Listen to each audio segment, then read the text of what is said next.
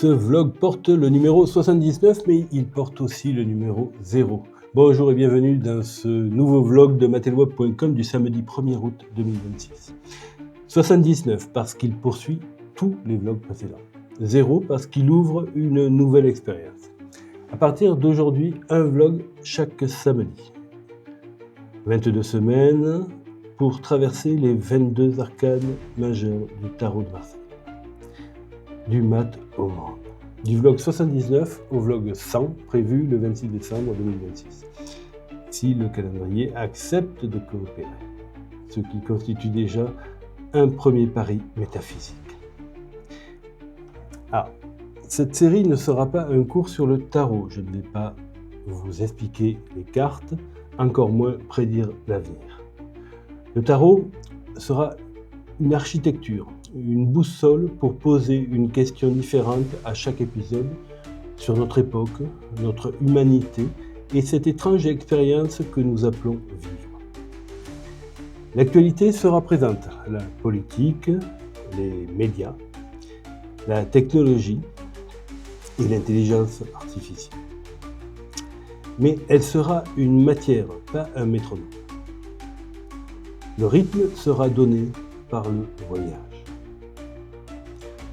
Je veux expérimenter et documenter honnêtement ce qui évolue, ce qui résiste, ce qui échoue et ce qui prend forme. Le vlog vivra l'expérience au présent. Et pour commencer, il y a le mat. Dans le tarot de Marseille, le mat ne porte pas de numéro. Il peut être celui qui commence, celui qui termine, ou celui qui continue à marcher pendant que les autres cherchent encore dans quelle case le ranger. Le zéro n'est pas le néant, c'est un espace ouvert. Le moment où rien n'est encore accompli, mais où quelque chose peut commencer. Le mat est un voyageur, il possède peu. Il n'a aucune carte détaillée de son avenir. Mais il avance. Le mat marche avec ce qu'il n'a pas choisi et ce qu'il décide malgré tout. Nous ne sommes pas responsables de tout ce qui nous arrive. Il existe des accidents, des injustices, des blessures que nous n'avons pas demandées. Mais une question demeure. Qu'est-ce que je fais maintenant avec ce qui m'est arrivé ? Dans son roman, Gertrude, Hermanès distingue notre destinée extérieure, tout ce qui arrive sur nous, et la vie intérieure que nous construisons à partir de cela. Il écrit « Lorsque je considère ma vie objectivement, elle ne me paraît pas particulièrement heureuse. Pourtant, malgré toutes mes erreurs, je ne peux pas vraiment la qualifier de malheureuse. Après tout, il est assez insensé de parler de bonheur et de malheur, car il me semble que je n'échangerai pas les jours les plus malheureux de ma vie contre tous les jours d'heureux. Lorsqu'un homme atteint ce moment de son existence où il accepte l'inévitable avec sérénité, lorsqu'il a pleinement goûté au bien comme au mal et qu'il s'est façonné, parallèlement à sa vie extérieure, une existence intérieure plus réelle et qui ne doit rien au hasard, alors il me semble que sa vie n'a été ni vide, ni dépourvue de valeur. Même si ma destinée extérieure s'est déroulée comme celle de chacun, inévitablement, et selon ce qu'avaient décrété les dieux, ma vie intérieure a été mon œuvre, avec ses joies et ses amertumes. Et moi seul m'en tiens pour responsable. Prendre sa part de responsabilité, ce n'est pas se déclarer coupable de ce qu'on a subi. C'est refuser de laisser ce que l'on a subi décider entièrement de la suite de notre histoire. Notre vie intérieure n'est pas un bunker. C'est un atelier, un lieu où une peur, une colère ou une joie peuvent devenir compréhension, décision et parfois création. C'est peut-être là que commence la route du mat. Mais cette route traverse une époque troublée. On résume souvent une pensée d'Antonio Gramsci par cette formule.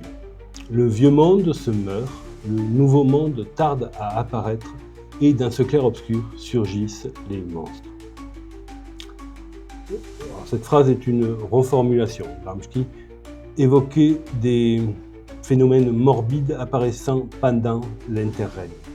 Mais elle dit quelque chose de juste sur ce que nous ressentons. Les institutions fonctionnent sans toujours tenir leurs promesses. Les récits collectifs se fissurent. Les technologies transforment nos vies plus vite que notre sagesse. Et les monstres ne sont pas seulement à l'extérieur. Ils peuvent aussi grandir en nous. La peur, la colère permanente, le cynisme déguisé en lucidité. Les algorithmes n'inventent pas ces réflexes, mais ils savent leur construire une serre remarquablement efficace. Hess nous parle de l'œuvre intérieure, Gramsci, du monde extérieur dans lequel elle doit prendre forme, et le maths marche entre les deux. Il ne connaît pas le monde suivant. Il ne cherche pas non plus à sauver chaque ruine de l'ancien. Il avance dans l'espace incertain qui les sépare. Non parce que la route est sûre, mais parce que rester immobile constitue également un choix. La carte reste incomplète, mais le départ est pris. Si vous souhaitez marcher un moment avec moi, vous êtes les bienvenus. Samedi prochain, nous parlerons du battleur. Après le voyageur qui prend la route, celui qui pose devant lui les quelques outils dont il dispose et commence à fabriquer.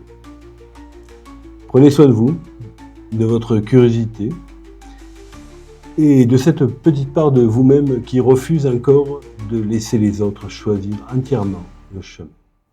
Je vous remercie pour votre écoute et je vous dis à la semaine prochaine.